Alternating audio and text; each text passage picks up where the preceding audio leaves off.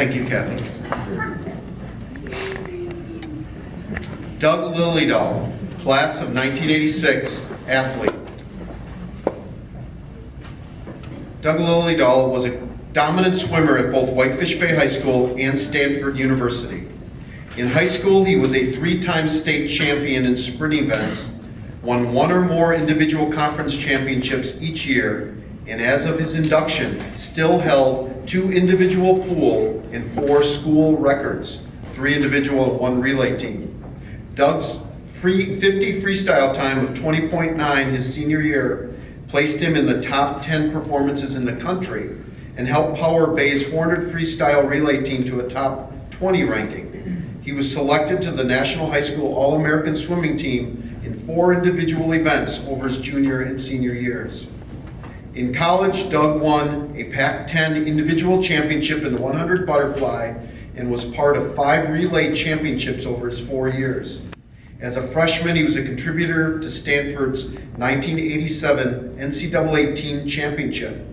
Doug was named an All-American over 4 years, in a total of 6 individual events and is a member of 9 relay teams.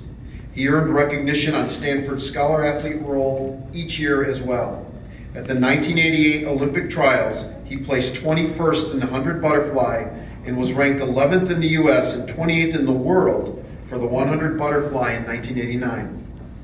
Doug taught English and coached boys swimming at Stevenson High School in Illinois, leading the team to 2 runner-up finishes in the state meet, and was named State Swim Coach of the Year in 2003 and 2004. It's my honor to introduce Doug Lillydahl.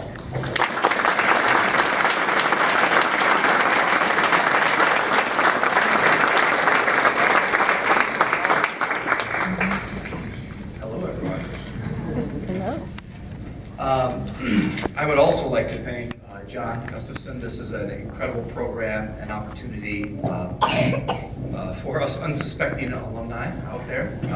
Appreciate that. I'd also like to thank the committee and the school. I think that as much as anything can be appreciated by 18-year-olds in the moment, we appreciated that we were in a very special community and a special place, and I think the support that we received was incredible. We were undeniably fortunate. Of course, I'd like to also thank my family, my mother and father who are here today, in the front row there, and my sisters. Lisa's here with us today, and Sarah couldn't make it, but sends her good wishes. But I also like to thank my coach of 4 years here at the high school, and the man who I think taught me to swim over the summer, and that was Tom Dewing. Thank you so much, Tom, for the opportunity to work with you and the pleasure of being able to really access so many wonderful things about the sport of swimming and about high school athletics and high school overall. Also, I'll mention Roger Reidenauer, Kurt Kramer, and Nancy, and I can't remember Nancy's last name. I was 15, I don't remember. But all those coaches made such a wonderful difference to me over time and really contributed to where I am. Just recalling those names and the ways that they were so supportive brings back a surprising string of memories. I actually don't wander around thinking about the accomplishments and accolades a whole lot. I think about, when I started thinking about it though, obviously like donuts after morning practice, came back very quickly with the Baumeister twins and Crump and Kip, Brent, carrying out the Nebish. Like, what in the world is the Nebish? I don't know. But carrying it out with Jeff Llewellyn onto the pool deck for our big meet with Homestead as they were running around dumping some jug full of who knows what into the water. You remember things like that and you begin to think, those are not very big, that's not a very big deal. And yet, it's been 30 years. And you think, wow, that memory's there after 30 years. That is a big deal. I don't know why, but it is. And so it's kind of exciting. And in a way, it's kind of like that Frogger game, right? Where your memories are in there, you got new stuff coming in all the time, and those memories have managed to swing their way around and just live on, and dodging those incoming memories that might smash them into oblivion.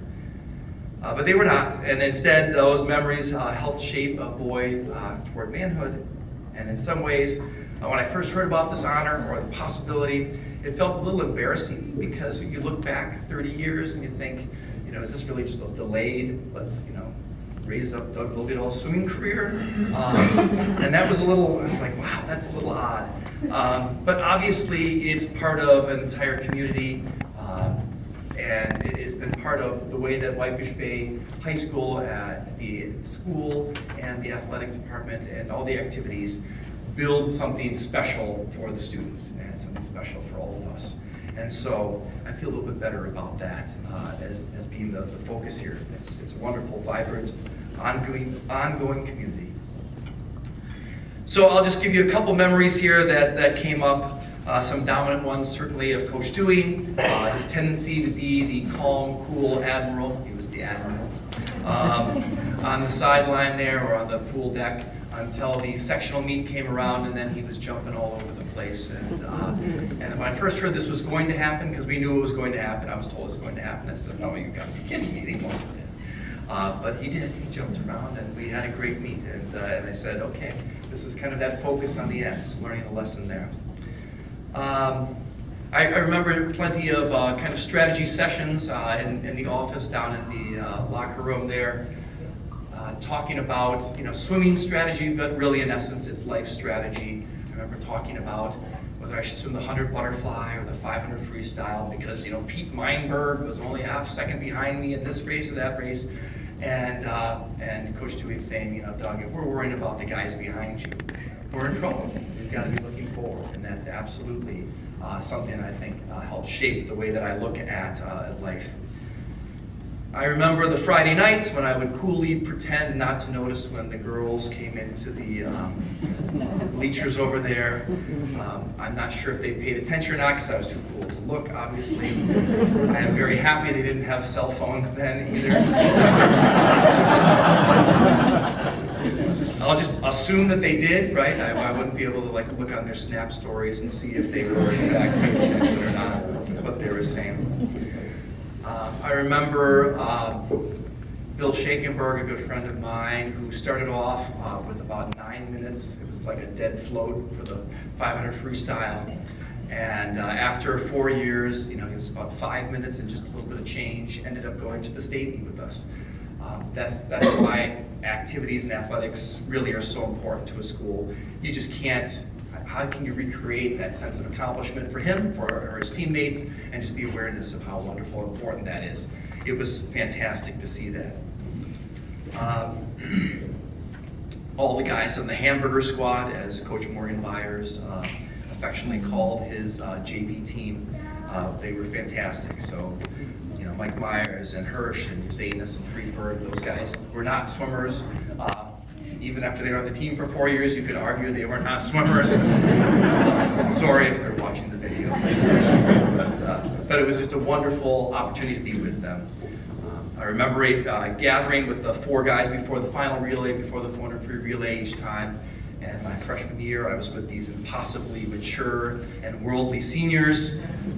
They were 18, Joe Heinen and Dave Madden and Bobby Frenzel.